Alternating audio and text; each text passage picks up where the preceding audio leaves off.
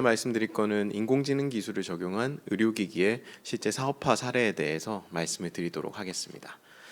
먼저 실제 사업화 사례 말씀드리기 전에 간단하게 현재 헬스케어 트렌드하고 이제 마켓 시장의 상황에 대해서 말씀드리겠습니다. 잘 아시겠지만 이 메디컬 센터 의료기관은 아주 빅데이터가 넘쳐나는 곳입니다. 많은 분들이 병원 가시면 뭐 엑스레이도 찍고 CT도 찍고 뭐 혈액 검사도 하시고 뭐 각종 체온도 재시고, 이게 이제 병원 내에 있는 팍스 시스템이라든지 EMR 시스템이라든지 이런 것들에 다 하나하나 저장이 돼 있고요. 그렇게 이제 디지털화돼서 저장돼 있는 수많은 데이터들이 우리나라 같은 경우에는 1990년대 이후부터 장시간 20년 넘게 축적되어 있었기 때문에 이 인공지능 산업이 비약적으로 발전할 수 있는 이런 계기가 되고 있습니다. 여기에 보시면 클리니컬 데이터는 뭐 우리나라뿐만 아니라 전 세계적으로 폭발적으로 계속해서 축적이 되고 있고요. 이 데이터는 점점 많아지고 있습니다. 그에 반해서 이제 이런 데이터를 결국 많아지면 이게 의료 과정에서 진단을 하고 치료에 대한 결정을 해야 되는데, 이런 의사결정 과정에서는 뭐 일치성이 아주 높냐 그렇지는 않습니다. 사람마다 조금 다르고, 같은 사람이라고 하더라도, 같은 의사 선생님이라고 하더라도 그날의 컨디션과 상황에 따라 좀 달라질 수 있기 때문에 이 항상 불일치성의 이슈가 있고요. 또 하나는 잘 아시겠지만 전 세계적으로 특히 선진국들은 다 고령화 사회로 진입하고 있죠. 고령화 사회로 진입하고 있는 반면 의료진들은 턱없이 부족한 이런 상황에서 이렇게 많이 쏟아지는 의료 데이터를 어떻게 이제 해석하고 판단할 것이냐, 이걸 누가 정확하게 의사결정을 할 것이냐, 이 부분에 대해서 계속해서 이슈가 되고 있습니다. 이런 상황에서 이제 디지털 헬스, 잘 아시겠지만 디지털 테크놀로지가 사용된 이런 의료기기라든지 아니면 각종 웰니스 제품, 이런 걸 다 아울러서 디지털 헬스라고 하는데, 이 디지털 헬스가 결국에는 글로벌하게 이 삶의 질을 높일 수 있는 보편적 의료 복지의 차원에서 제공할 수 있는 해결책이다라고 얘기하고 있습니다. 디지털 헬스는 기본적으로 뭐 예측, 예방, 그리고 개인화되어 있고 환자들의 참여를 많이 유도하는 그런 특징이 있는데, 아시겠지만 이제 소프트웨어 같은 경우에는 개발하는 비용은 많이 들지만 이게 사용한다고 해서 원가가 뭐 폭발적으로 상승하고 그러지는 않습니다. 그러다 보니까 이 디지털 헬스로서 사람의 건강을 예방하고 관리할 수 있다면 의료비 사용을 아주 세이브하면서도 모든 사람에게 보편적으로 좋은 의료 서비스를 제공할 수 있지 않을까라고 생각하고 있습니다. 이렇게 이제 디지털 기술이 발달되면서 우리 헬스케어 시장의 전반적인 프로세스를 보면 뭐 각가지 특징들이 나타나고 있습니다. 맨 왼쪽에 있는 뭐 데이터 측정 같은 데이터 매저먼트 같은 경우에는 일단 측정 장비가 굉장히 작아지고 있고요. 그리고 이제 비침습적 측정 장비로 가고 있고, 그다음에 웨어러블 디바이스가 나오고 있습니다. 또 이렇게 측정된 데이터는 기존에는 한 PC에만 저장됐다면 그게 아니라 EMR, 뭐 EHR이라고도 불리고 뭐 팍스 시스템도 있고, 이런 것들을 통해서 클라우드 아니면 중앙 집권화된 그런 시스템에 다 데이터가 모이고 있고요. 이렇게 모인 데이터를 인공지능 기술의 발달로 해석을 하고 있습니다. 해석을 하는 것이 바로 오늘 설명드린 AI 솔루션이고, 이런 해석 결과에 따라서 일상생활에서도 사용할 수 있는 그런 제품들도 나오고 있고요. 그리고 치료의 영역에서는 결국 이렇게 개별화된 데이터를 바탕으로 프리시즌 메디슨이라든지 아니면 맞춤형 치료, 3D 프린팅, 로봇 수술, 디지털 치료기기까지 이런 제품들이 나오고 있는 그런 상황입니다. 그러다 보니까 이런 이제 트렌드에 맞춰서 여기 기업들을 한번 2018년도에 나열한 것인데, 쭉 보시면 정말 다양한 기업들이 있습니다. 전통적인 의료기기 이제 강자들도 있지만 IT 기업도 있고, 뭐 삼성같이 반도체 기업도 있고, 그리고 이제 뭐 뷰노나 루닉같이 스타트업들도 있고, 정말 이 디지털 헬스 분야에서는 많은 종류의 기업들이 다 뛰어들고 있고, 여기에서 아직까지는 누구 하나 챔피언은 없는 그런 상황입니다. 결국 디지털 헬스가 이제 새롭게 떠오르는 미래 신산업이라는 점에서 많은 기업들이 지금 각축전을 벌이고 있는 그런 상황이고요.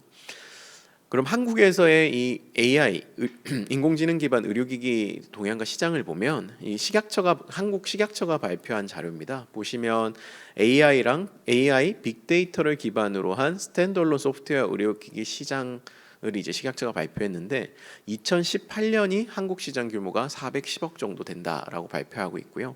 매년 한 44% 정도 성장을 해서 올해 같은 경우에는 2,465억 정도의 시장이 한국에 있을 것으로 예상된다라고 식약처가 말하고 있습니다. 그리고 실제로 보시면 옆에가 이제 우리나라에 허가된 인공지능 기반 의료기기 허가 건수인데요.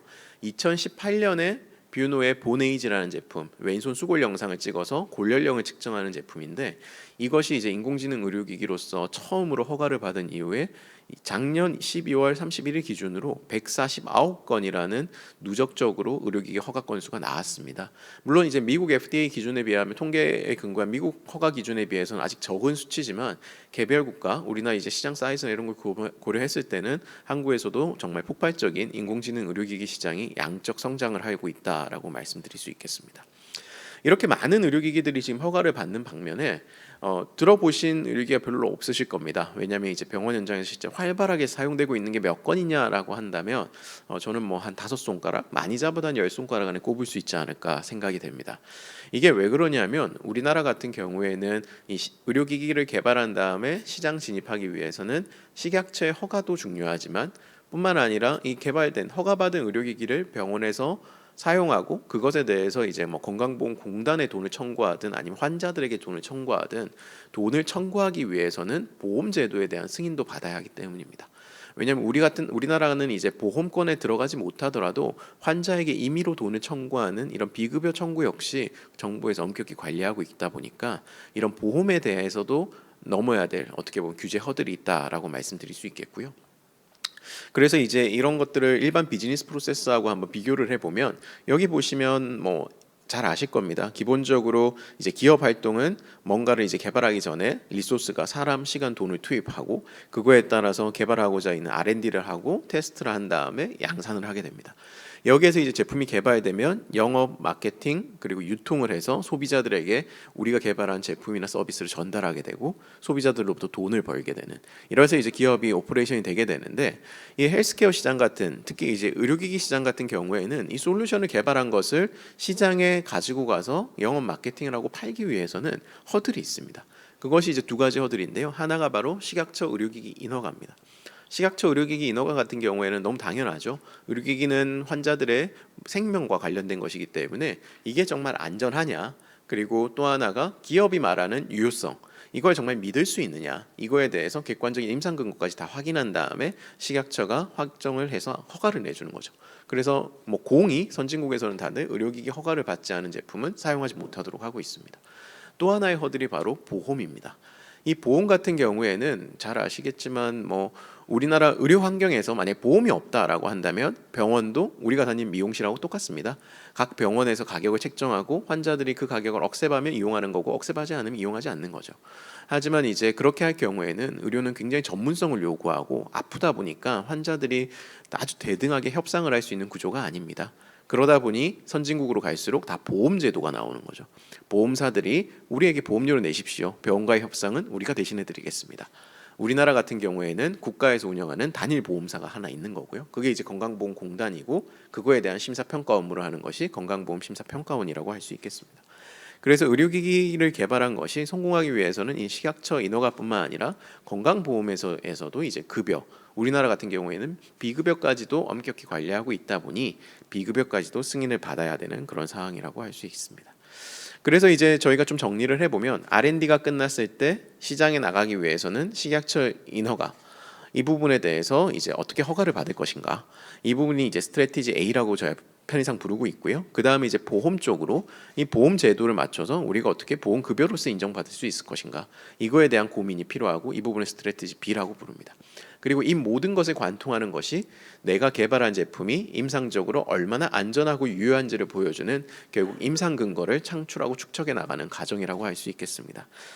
이렇게 이제 스트래티지 A, B 그리고 임상 근거 축적까지 우리가 고려해야 될 사항이고요.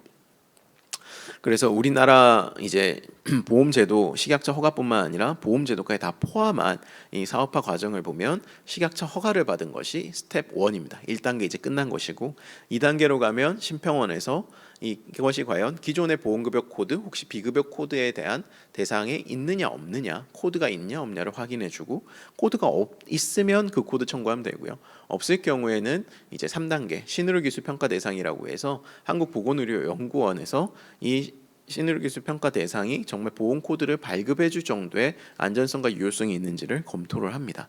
그러면 이제 거기서 승인을 받고 나면 다시 심평원으로 가서 이게 비급여로 하는 것이 좋은가, 급여로 하는 것이 좋은가, 급여를 한다면 얼마로 하는 것이 좋은가를 심평원이 심사를 한 다음에 최종적으로 보험급여, 비급여 결정을 하게 됩니다. 이런 이제 많은 절차를 거쳐야 비로소 사업화가 되다 보니까 아까 말씀드린 것처럼 우리나라 AI 의료기기가 149건이나 작년 말 기준으로 허가를 받았음에도 시장에서 아직 활발하게 쓰이는 것은 좀 많지 않은 그런 상황이고요. 오늘 소개드릴 이 디카스 제품 같은 경우에는 이렇게 AI 의료기기로서 2021년에 허가를 받았고 2022년에 비급여로서 청구하는 것이 허용이 됨으로써 작년 8월에 시장 진입해서 활발하게 시장에 쓰이고 있는 제품을 소개해 드리도록 하겠습니다. 네, 말씀드린 것처럼 뷰노메드 디카스라는 제품은 AI 의료기기 최초로 별도 비급여 청구가 허용됨으로써 작년 8월에 시장에 진입한 그런 제품이고요. 제품에 대해서 간단히 소개드리면 일반 병동 입원 환자의 심정지 발생 위험성을 인공지능 의료기기가 미리 알려주는 그런 제품입니다. 일반 병동에서 이렇게 심정지 환자가 많이 발생할까에 대해서 궁금해하시는 분들 계신데 생각보다 좀 발생합니다. 1000명당 한 두세 건 정도 발생을 하고 있고요. 병원 입장에서는 이 일반 병동에서 발생하는 심정지가 더 크리티컬하다고 할 수 있습니다. 왜냐하면 중환자실로 일단 가게 되면 보호자분들은 우리 환자가 되게 안 좋구나라는 인식을 하지만 일반 병실에 있을 경우에는 괜찮다라는 인식을 합니다. 그런데 갑자기 심정지가 와서 사망했다라고 하게 되면 이게 혹시 뭐 병원의 과실은 아닌가? 병원의 대응이 적절치 못했던 것이 아닌가 오해할 수 있다 보니까 뭐 소송으로 이어지는 경우도 있고 컴플레인이 많이 들어오다 보니 병원 입장에서는 이 일반 병동의 심정지 발생을 어떻게 관리할 것인가가 이제 항상 고민이 되고 있습니다. 그에 반해서 이제 일반 병실에 뭐 의료진을 많이 배치해가지고 관리할 수도 없는 노릇이고요. 그래서 이걸 이제 효과적으로 모니터링해서 선별해주는 시스템에 대한 니즈가 굉장히 강했고 저희가 인공지능 기술을 이용해서 이것을 구현한 것이다라고 보시면 되겠습니다. 기존에도 이제 뭐 이런 방식들이 없었던 것은 아닙니다. 뭐 싱글 파라미터를 기준으로 뭐 체온이 일정 범위를 벗어나거나 맥박이나 혈압이 일정 범위를 벗어났을 경우에는 위험이 높은 환자다라고 해서 이제 관리하는 경우가 있었고 또 이제 MEWS라고 해서 뭐 실제 의료 현장에서는 잘 쓰이긴 쉽지 않은데 뭐 강압적으로 스코어링을 해가지고 환자를 분류하는 그런 방식도 있었습니다. 하지만 이런 기존 방식들은 기본적으로 정확도가 낮고 펄스 알람이 많은 그런 문제가 있었고요. 저희가 이제 고민했던 것은 이런 의학적 니즈가 굉장히 큰 상황이고 어떻게 보면 사람보다 뭐 논리 연산이라든지 연산 작용을 잘 할 수 있는 것이 결국 인공지능이다 보니 입원 환자의 입원에서부터의 기본 정보를 쭉 다 입력해서 이 환자의 위험성을 알려주는 그런 점수를 인공지능이 더 잘 산출할 수 있지 않을까라는 이제 저희 생각에서 출발을 했고 연구 결과 개발 완료된 결과 사람보다 더 잘하는 것을 발견을 했습니다. 그래서 이제 저희 제품 같은 경우에는 일반 병동 입원 환자들에 대해서 기본적으로 측정하는 4가지 기본 활력 징후, 혈압, 맥박, 호흡수, 체온 이것을 이용해서 심정지 발생 위험도 점수를 알려주는 그런 제품이고요. 이런 제품들이 결국 알려줄 때에는 아시겠지만 인공지능이 그냥 점수를 딱 알려주지 않습니까? 그럼 의료 현장에서 의사분들이 이 점수를 우리가 어떻게 믿고 행동을 할 것이냐 이게 굉장히 중요한 포인트입니다. 그래서 저희는 이 점수가 신뢰할 수 있는 점수라는 걸 입증하기 위해서 임상 연구를 많이 수행하고 있고요. 여기에 보시면 뭐 후양 임상부터 지금 전양 임상 연구까지도 최근에 나왔고 이런 임상 근거를 계속해서 축적함으로써 이 디카스 스코어라는 이 스코어가 굉장히 믿을 수 있고 이 스코어에 따라서 행동하시도 괜찮습니다라는 것을 보여주기 위한 임상 근거를 계속해서 축적해 나가고 있습니다. 지금 여기에 나와 있지 않지만 뭐 추가적인 전향 임상 연구도 당연히 수행하고 있기 때문에 그런 임상 결과까지 나온다면 더더욱 믿을 수 있는 스코어가 되지 않을까 생각을 합니다. 그래서 이제 임상 연구 결과를 간단히 말씀드리면 일단 싱글 파라미터를 보고 확인하는 것에 비해서는 뭐 말도 비교할 수 없을 정도로 이제 AUROC 스코어가 높고요. 저희 디카스 같은 경우가 0.865 정도 나와서 굉장히 높은 수치로 심정지를 이제 예측하는 것으로 나왔고 이런 싱글 센터 연구뿐만 아니라 나중에 이제 멀티센터 연구 5곳의 병원에서 이제 연구를 했는데 보시면 국내 종합병원, 상급 종합병원 그리고 초대형 병원을 골고루 배치해서 이제 연구를 한 겁니다. 300베드부터 1000베드, 2000베드까지 한 것이고요. 여기에서도 저희 듀스가 바로 디카스의 프로젝트 명이었는데 이 듀스 스코어가 기존 연구 대비해서 훨씬 더 높은 스코어를 보여주는 것으로 나왔고 성인뿐만 아니라 소아병동에서도 어린이 병원에서도 멀티센터 연구를 진행했는데 마찬가지로 어린이 병원에서도 심정지 발생 위험도가 높은 것으로 나왔습니다. 그리고 지금 시장 진입에서 실제 쓰고 있는 이런 이제 간호사분들에 대해서도 저희가 들어보면 디카 스코어가 굉장히 펄스 알람이 적고 예상하지 못했던 위험 환자를 선별해 준다. 그리고 디카스를 통해서 어떻게 보면 기존에 스크리닝하던 시간을 줄여줌으로써 환자 케어에 더 집중할 수도 있다. 이런 이제 많은 경험담들이 나오고 있습니다. 이런 디카스 같은 경우에는 지금 식약처 허가를 받은 다음에 심평원 2단계에서 기존의 급여 코드가 있느냐 없느냐, 결국 일반병동 입원 환자의 심정지를 감시하는 코드가 있느냐 없느냐에 대한 판단에서 이런 것들은 기존의 보험 코드가 뿐만 아니라 비급여 코드도 없다라고 결정이 났고요. 그래서 지금 3단계로 넘어갔고, 3단계에서는 선진입 의료기술 중에 하나인 평가유예 제도를 통해서 한시적으로 비급여로 시장 진입해서 임상근거 축적을 하고 있는 그런 상황입니다. 그래서 시장에 쓰이면서 근거 축적을 하고 있고, 이 근거 축적을 기반으로 공식 정식 등재되는 것을 목표로 하고 있는 제품이다라고 보시면 되겠고요. 실제 우리나라에서 이렇게 선진입 의료기술로 선정이 되게 되면 보건복지부에서 이렇게 관련 고시를 내줍니다. 한글로 적혀 있긴 하지만 보시면 맨 우측 위에 뷰노메드 디카스라고 사용할 수 있는 제품이 적혀 있고, 사용 기간, 어떻게 사용하면 된다, 이런 것들이 나와 있어서 여기까지 가야 이제 비로소 시장 진입이 된다고 할 수 있는 거죠. 그래서 저희가 이제 신개발 의료기기를 할 때는 다시 한번 이 장표를 보여드리는 것이, 인허가 전략도 세워야 되고 보험, 시장 진입할 수 있는 보험 전략도 세워야 되고, 그리고 이 두 개를 위해서 어떻게 하면 가장 최적의 임상 근거를 창출하고 또 축적해 나갈 수 있을까. 물론 이제 임상 근거 생각해 보면 많이 하면 좋은 거 아닌가 생각하는데, 임상 시험이 굉장히 비용이 많이 들고 시간도 많이 소요됩니다. 그러다 보니까 기업은 한정된 자원으로서 어떻게 하면 우리 제품의 안전성과 유효성을 보여줄 수 있는 가장 최적화된 임상 연구를 할 것인가를 고민해야 될 것이고요. 그리고 이 임상 연구 결과를 활용해서 식약처 인허가뿐만 아니라 보험에서도 인정받을 수 있는 방안을 연구해야 될 것입니다. 그래서 기업 입장에서는 말씀드리면, 결국 신개발 의료기기는 의료기기고 의료 현장에서 사용되다 것이다 보니까 의학적 가치가 있어야 됩니다. 당연히 이제 의학적 가치가 있어야 되고, 이 의학적 가치는 우리가 말로만 해서는 안 되고 이거를 입증할 수 있는 임상 근거가 있어야 될 것이고요. 또 하나가 바로 우리 고객에 대해서 경제적 가치가 있어야 됩니다. 대부분 병원에 판매하는 제품을 생각을 한다면 병원도 하나의 기업이라고 볼 수 있기 때문에, 물론 이제 대한민국에서는 영리 기업은 아니지만 기업가에서 볼 수 있기 때문에 투자 대비 얼마나 우리가 보상을 받을 수 있을까, 이거는 이제 결국 보험 인정 또는 비급여 인정을 통해서 병원의 직접적인 보상도 있을 것이고, 아니면 어떻게 보면 비용 세이브를 통해서 간접적인 보상도 있을 것입니다.